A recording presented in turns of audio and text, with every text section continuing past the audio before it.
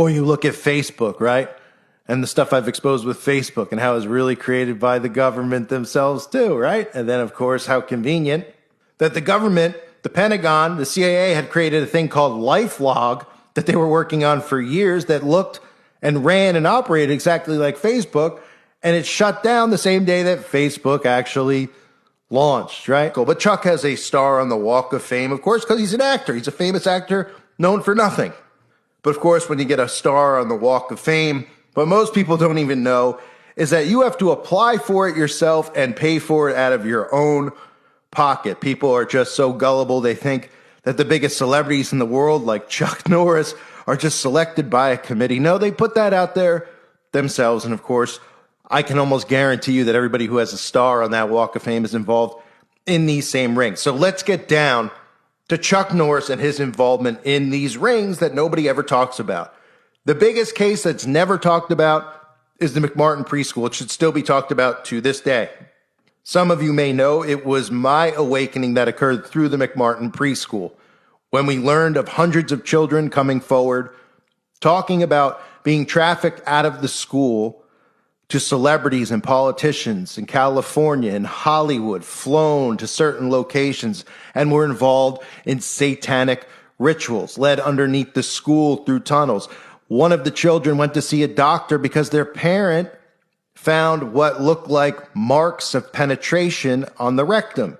Of course, the doctor said, well, somebody's been doing something here. This isn't a rash. This isn't poison ivy. There's some type of sexual activity going on. And once that child and the parents came forward, the rest of the children at the preschool came forward. Because remember, these children are so young, they don't know what's going on. And they are scared to death to come forward because they're threatened by these adults. They have knives held to their throats. They witness animal sacrifice in front of their own eyes, which makes these children put through trauma-based mind control, which makes them afraid to ever come forward and confess to these things. But once one child was found to, the parent found this on the child, and then the parents asked the child about what happened. The child came to tears. The child told the parent told the other parents, and suddenly those parents started talking to their children, telling them not to be afraid, that they would protect them. And all these children suddenly came forward, and we had the McMartin preschool trial, which was the biggest trial in the history and still is of the United States of America. Now, this had to be covered up, of course, because this would have blown the lid off of what Hollywood really is. It would have blown the lid off of all the politicians in our country being involved, secret societies, Freemasonry, you name it. It all would have been exposed. It would have been the end of Satanism in the public as we know it. It would have been like what we've heard of modern day witch hunts, because all of these people would have been taken care of by the citizens. So, of course, what had to happen? Well, what had to happen at the McMartin preschool was the creation of the satanic panic by the media. So the media started coming out with stories of hysteria. Parents making this up because they're trying to make profit off of their children, right? The kids are all making it up because the parents are telling them to make it up. And that's what the media created, and they called it the satanic panic, so the common person would dismiss the actual existence of Satanism because they don't see it with their own eyes. They don't see Satan, satanic churches in front of them where human sacrifice rituals are taking place. Because what do you think? They're going to be committing murder in the streets in front of your eyes and performing these acts on children in front of your eyes? Everybody would band together and go after these people. Of course, we know they do it in darkness. They do it underground.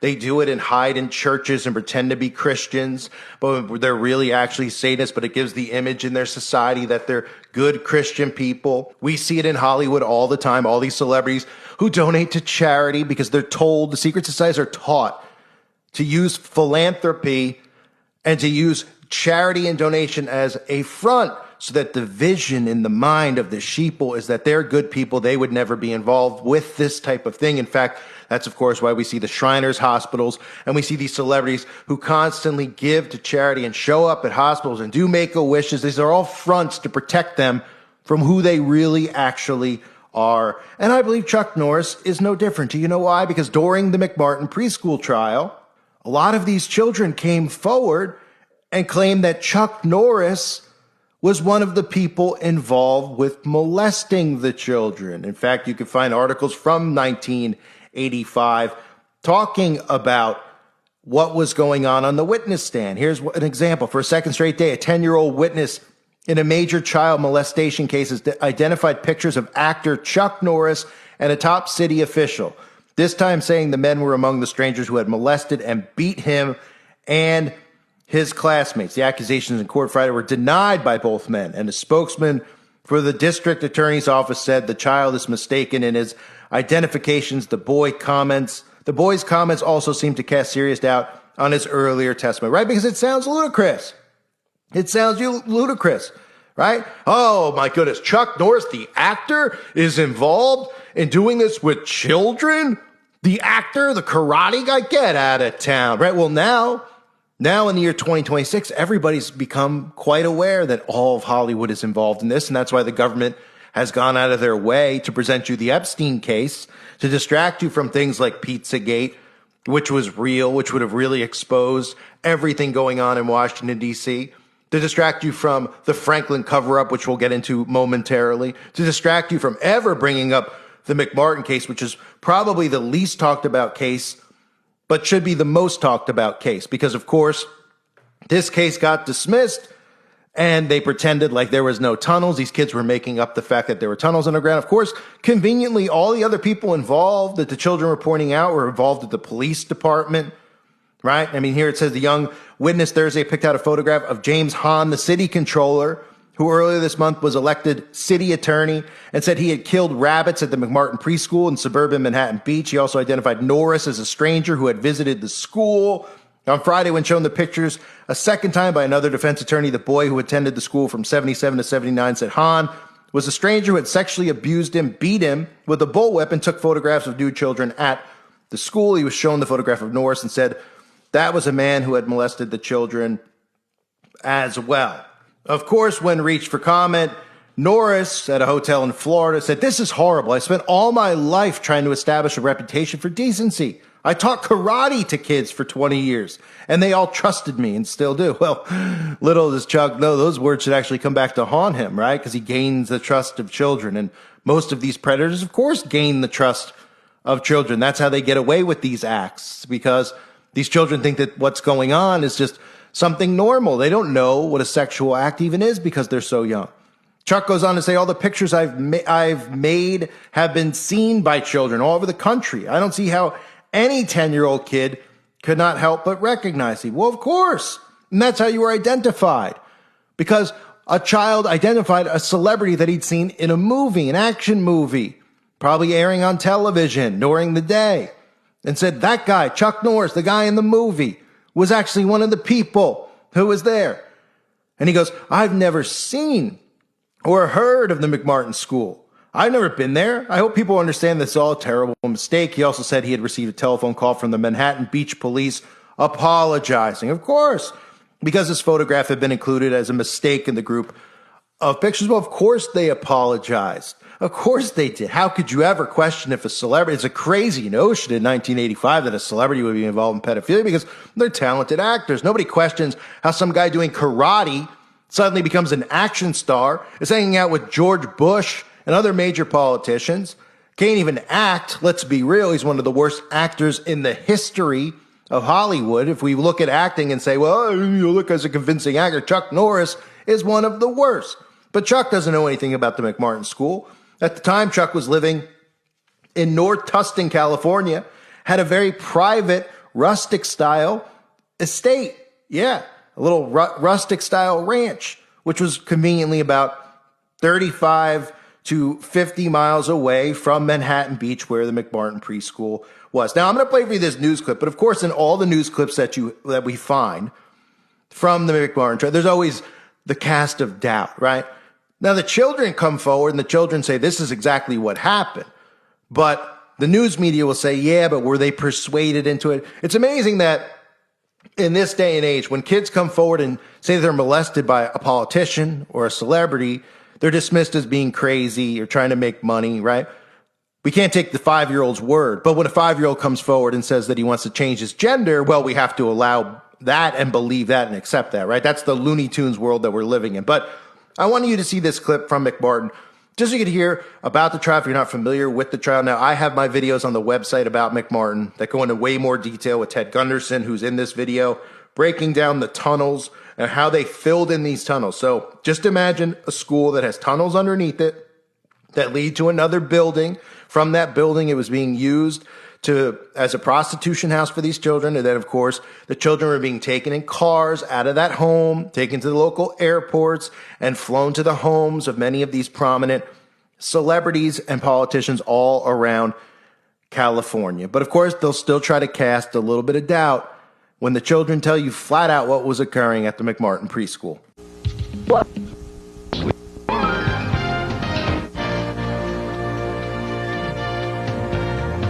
I remember being tied up to a pole with this girl named Emily. There was an explosion of daycare sex abuse scandals like the Kelly Michaels case in the last decade. I remember playing the naked lady game. The most notorious, perhaps the one that ignited them all, happened at the McMartin preschool in Manhattan Beach, California. Someone killed a horse in front of you? Yeah. Where? That was at a farm. That was part of the scare tactics. You know, this could happen to your mom and dad if you tell about anything that's happened. And who killed the horse? Ray Bucky. It began 10 years ago with a single accusation of child abuse against one teacher, Raymond Bucky. I have a daughter who has massive evidence of being raped and being sodomized. But it quickly grew. More than 100 counts of all, with 208 counts. Until there were 7 defendants. More than 300 charges. And hundreds of charges. I think adults have had a lot of influence on the children.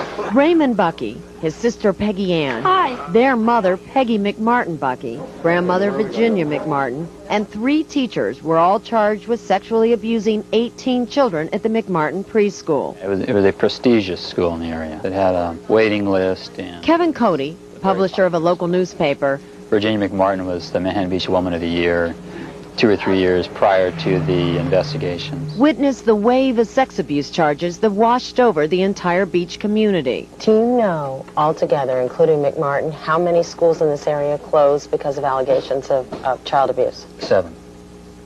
And was anyone ever convicted? No. All right, we are ready for the jury.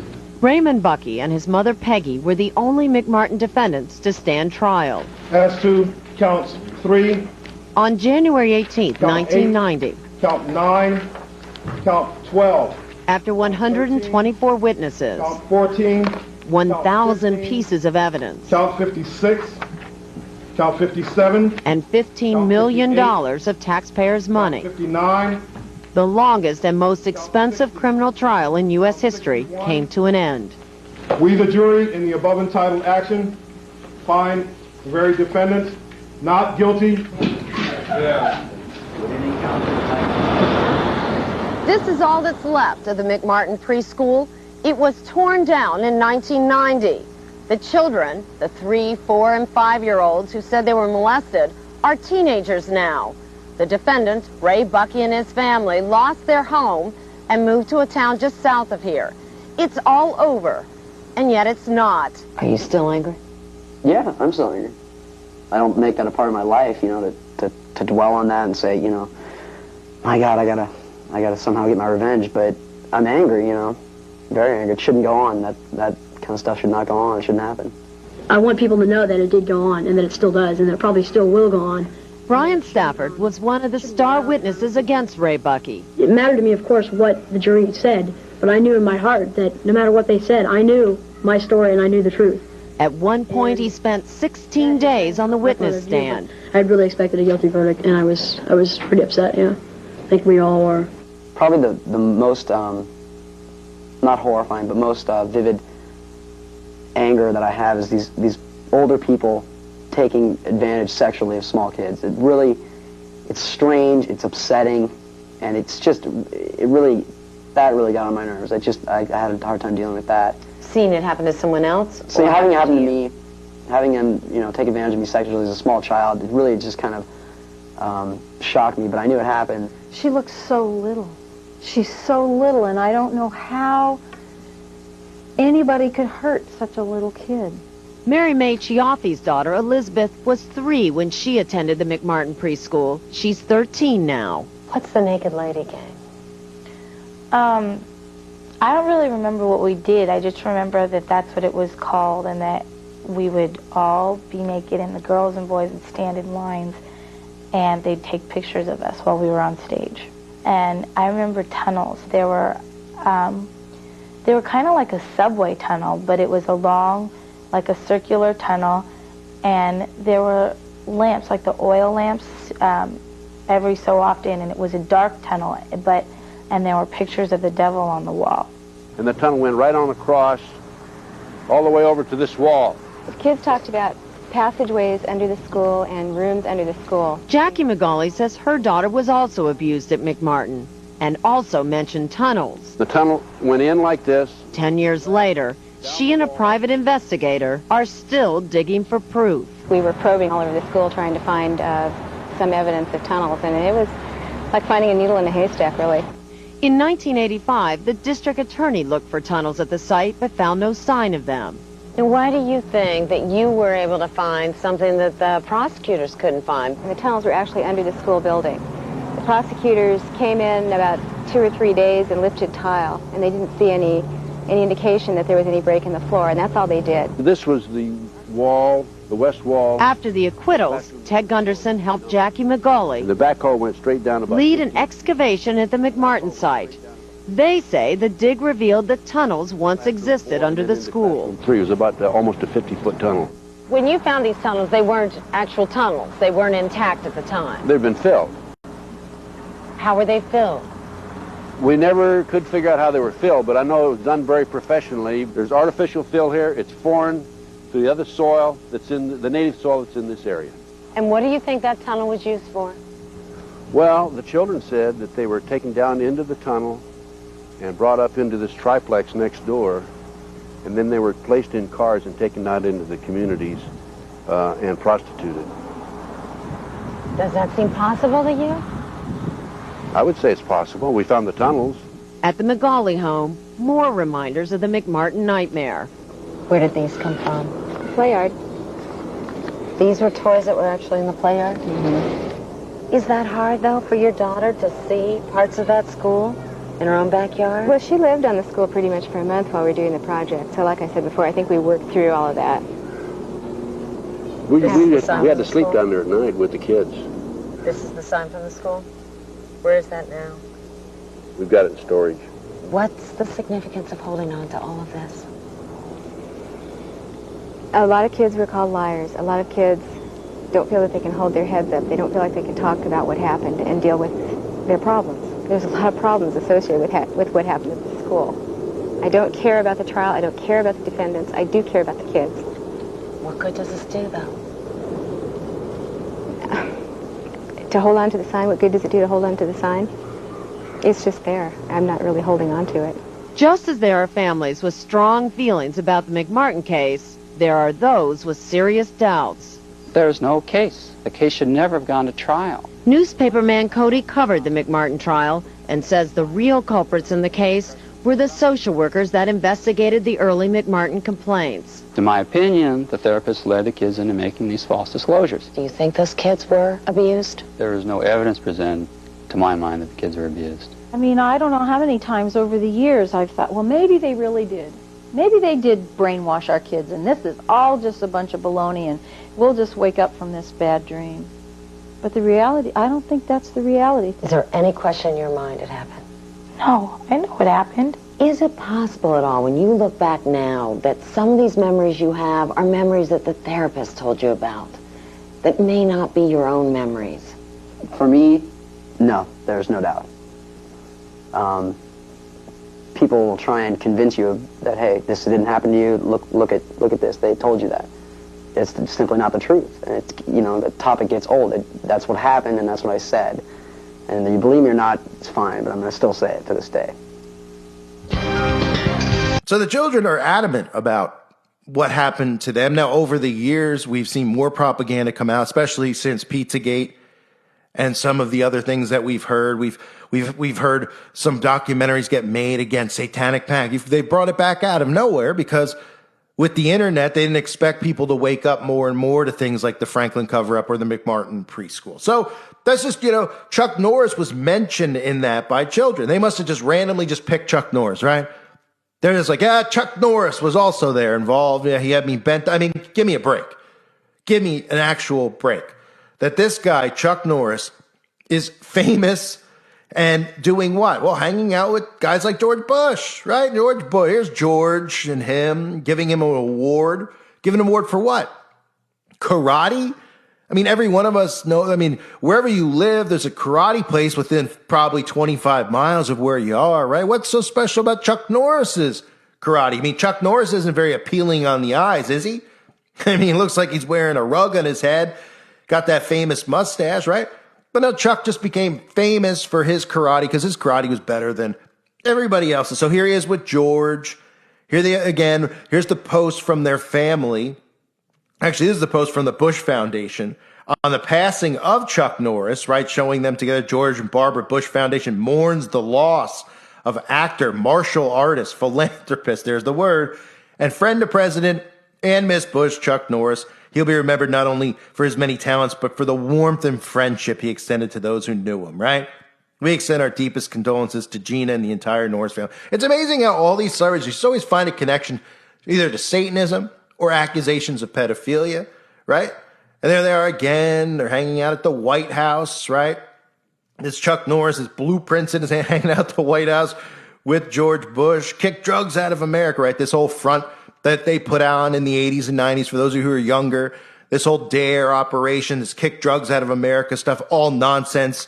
And George Bush standing at the front of it all was actually the guy bringing drugs into America. Because drugs that are brought into America are not brought in from the cartel. They're brought in from the real cartel, which is the CIA.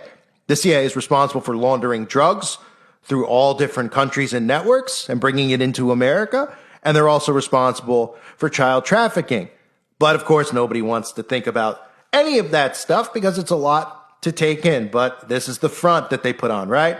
Why not have the people responsible for drugs in America come out and start all these all these campaigns like Kick Drugs Out of America? And Chuck Norris, there he is with George again. George doing karate with them, right? Here they are going for a jog. George Bush and Chuck Norris. I mean, here they are towards the end of George's life where he looks like the Crypt Keeper himself, right?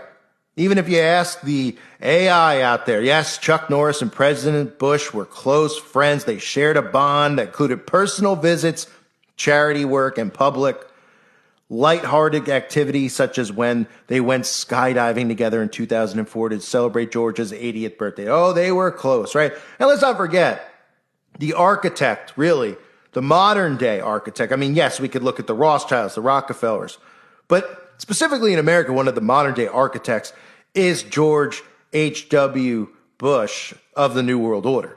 We have before us the opportunity to forge for ourselves and for future generations a new world order, a world where the rule of law, not the law of the jungle, governs the conduct of nations. When we are successful, and we will be, we have a real chance at this new world order, an order in which a credible United Nations can use its peacekeeping role to fulfill the promise and vision of the UN's founders. What is at stake is more than one small country. It is a big idea, a new world order, where diverse nations are drawn together in common cause to achieve the universal aspirations of mankind: peace and security, freedom, and the rule of law. And he never hid that, right? And you know what else was never hidden about George Bush? Well, for anyone that's familiar with the Franklin cover-up, are you familiar with the Franklin cover-up? If not, you should become. I've got a lot of information on it for anyone interested. Homosexual prostitution inquiry ensnares VIPs with Reagan and Bush. Callboys took midnight tour of the White House.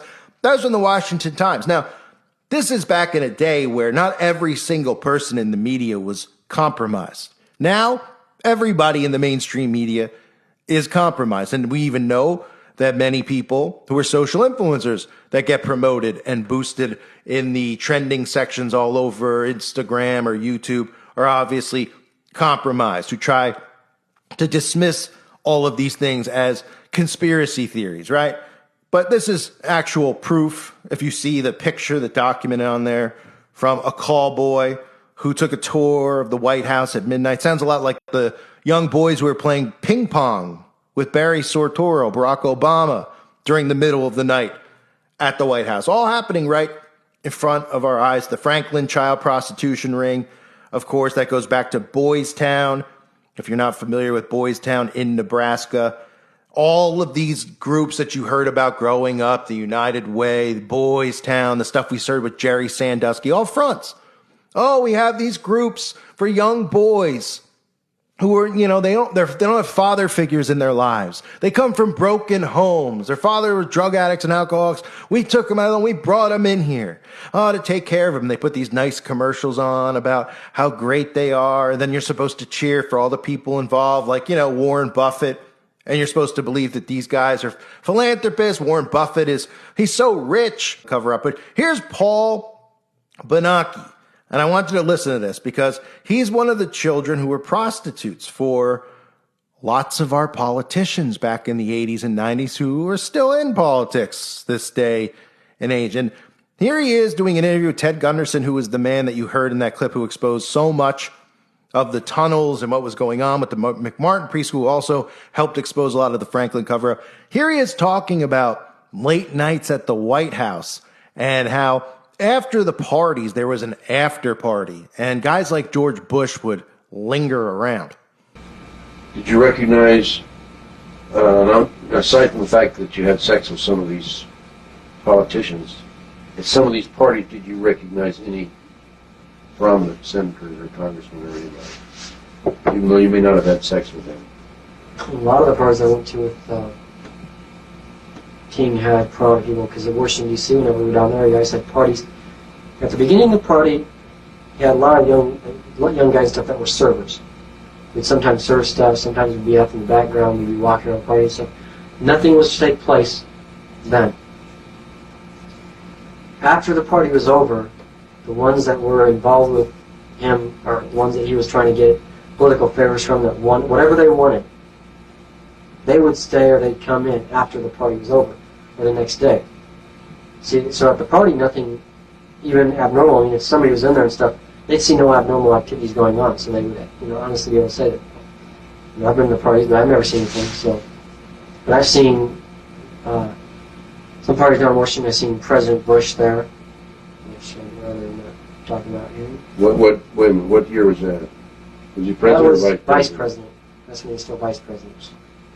I've never met him as president because he became president in '88, and I never went around him after that. You saw him at how many of these parties? I seen him at about 3 or 4 parties. And at every one of the parties, you had a little ID card that you had to have, and they had a little scanner thing. And when you went in, they ran it across this thing to get in there and stuff. They had special agents everywhere, Secret Servicemen everywhere and stuff. And I fell off the balcony of the place. They had a little window and stuff. I was sitting on there, and I fell off. Didn't get hurt. I got up, but I dropped my card, and I had Secret Servicemen with about 500 guns pointing, about 20 guns pointing at my head when I tried to go back in. Until our king came over and straightened it out, and said he belongs in here, and that was kind of a spooky thing when you have all those guns pointing in your face and you're only about 15, 16 years old. But the reason was because the vice president was there, so they had to have all the Secret Service. But I also seen that some of them, I seen people like Maureen Reagan, which is, I believe, President Reagan's daughter. What did Vice President Bush hang around after the party was over, or what? He was after the party a couple of times, and we were hiding in the closet, but I didn't do nothing with him. He was with a black kid, and he was with a white kid. What do you mean with a white kid and a black kid? Well, there was one... Tell me about the time when you were in the closet. Well, me and this other kid, we were... Who's the other kid? I can't even remember right now. He was from the Washington, D.C. area. So he wasn't from around here, but we were just sitting in the closet talking, just kind of trying to mind our own business, because we were staying away from the rest of the party. We were in a back room in the bedroom. Was this after the formal party was over? Well, it was kind of during the formal party, but it was after a lot of people had already started leaving and stuff, and we remember that this couple of Secret Servicemen came in. One went to the window and looked around outside the window and stuff. The other one came in, looked in the closet, and thought he'd seen us. Was it He had a dark? flashlight. The lights were off. He didn't even bother turning the lights. Came in with a flashlight. Looked in the closet. I guess he didn't really look around it because me and him were sitting on the floor right below it. It kind of looked like this. He didn't even look down. Kind of looked like that and stuff. Turned around and walked out of the room and stuff, and then we seen this other guy come in and stuff, and I didn't recognize him at first. Was the closet door open or closed? It was partially open. Okay. So we could see out there and stuff. And, it's like the two people I knew as Webb. There's two kids that I knew as Webb and stuff. One of them was from Washington area. He was a white kid, and the other one was a black kid. I seen him at 2 different times. 2 different Webbs. One was a white, one was a black kid? Yeah. Okay. One was from Omaha or somewhere out here. Was the white kid or the black kid from Omaha? The black kid. Okay. The one that was from this area. And I seen at the time Vice President Bush go in, and all he did was the kids performed oral sex on him. That was it. Kids what? Performed oral sex on him. And the kid performed oral. Which, the black kid or the white kid? Both of them. Well, first, I seen him at 2 different times. First with the white kid. Then When you were in the closet? Yeah, we were in the closet both times. Oh, were you? That was our normal hideout. Me, him, and other kids and stuff. That's where we hid out at. We go on the closet and stuff when we want to get away from the party. So you were in that closet twice when Vice President Bush came in? I was in that closet more than twice, isn't it? I mean, when Vice President Bush came in. 2 separate parties.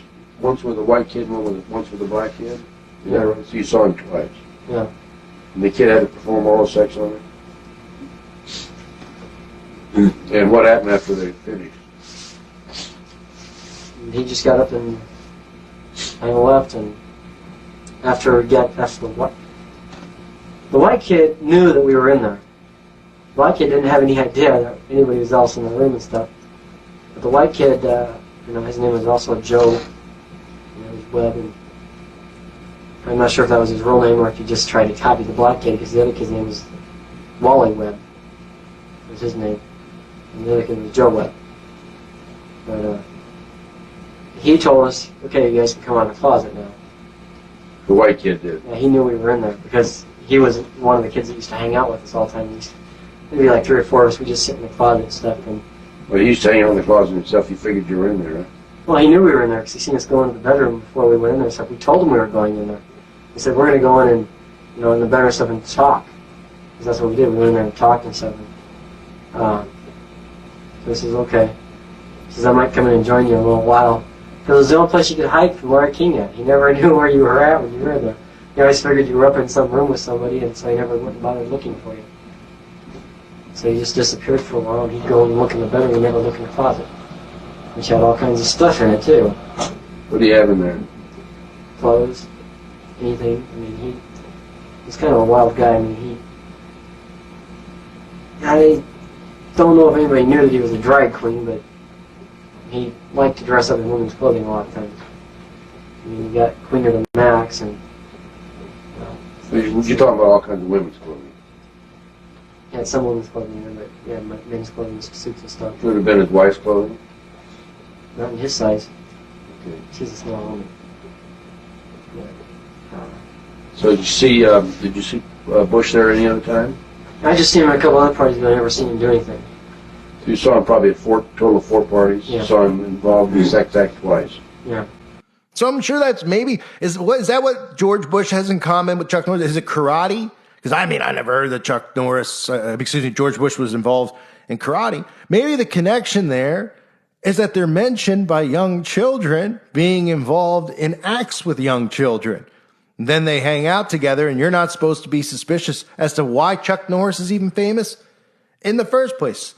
And Chuck Norris yucking it up with all the Bush boys, right? I'm sure they're not involved either. It's a sick world, fully connected with all of these disgusting, disturbing human beings. And you could sit there and you could say, you're slandering a dead man. I've exposed Norris and McMartin many times over. You could say what you want. You could say, well, he was never proven guilty. Well, the whole case, all these people who were guilty got dismissed. And none of them had to pay for their actual crimes. But we know on Judgment Day, they will pay for their crimes. And we know that these people are involved. We know these rings actually exist, but that's the common denominator. You know, and when you see someone like Chuck Norris, you should say, how is he even famous? Like, you shouldn't just be like, Chuck Norris, I find humor in Chuck Norris because his shows are so cheesy. His action movies are so lame, right? Well, the joke's really on everybody else because Chuck Norris knows that his movies are lame. He knows that his acting is cheesy. He's a frontman, just like all of these politicians and actors are frontmen, and they're all involved in these trafficking rings. And the government, of course, will feed you things like the Epstein files. But what you should look at with the Epstein files is say, where is the information coming from? How is this all coming out? Because it's being fed to you from the government. And when you see a lot of the photographs of like Donald Trump with Epstein or George Bush with Chuck Norris, you start saying, wow, you know, a lot of these people really, we should start saying maybe guilt by association in some cases, right? Because what in the world would Chuck Norris have in common with George Bush, who's a skull and bones Yalesman, who was a former president, and Chuck Norris is just some guy who was doing karate, and we never found out how Chuck Norris became a famous movie actor? Well, we get our fake stories like we do with everything else in this world, how all these DARPA tech guys become famous, all fake stories like Zuckerberg and Gates, right? Then you look deeper, you say, wait, Gates' father was on the board of Planned Parenthood? Wait, Gates didn't really come up with Microsoft? Wait, DARPA really came up with this? Wait, CERN was involved in the creation of the internet? Or you look at Facebook, right? And the stuff I've exposed with Facebook and how it's really created by the government themselves too, right? And then, of course, how convenient that the government, the Pentagon, the CIA had created a thing called LifeLog that they were working on for years that looked and ran and operated exactly like Facebook, and it shut down the same day that Facebook actually launched, right? All of their backstories are fake. The reasons they're famous are fake. This is a version of mind control. We're all under the experiment of mind control to think that these people are famous for this reason or that reason. But when you realize that all the people we're told are great people, famous people that we're supposed to look up to, you're in your brain, it's almost impossible to perceive that these people are all actual pedophiles involved in secret societies, all network with one another. Nonetheless, all you hear about is how great Chuck Norris is, just like all we heard about was how great George Bush was. And all we'll hear about is how great all of these guys are when they die. But they're the ones responsible for war. They're the ones responsible for division. They're the ones responsible for cancer. They're the ones responsible for making us sick on a day in and day out basis. And quite frankly, they all make me sick. I thank everybody for being here. Hope you're all doing well. God bless you and your families as always.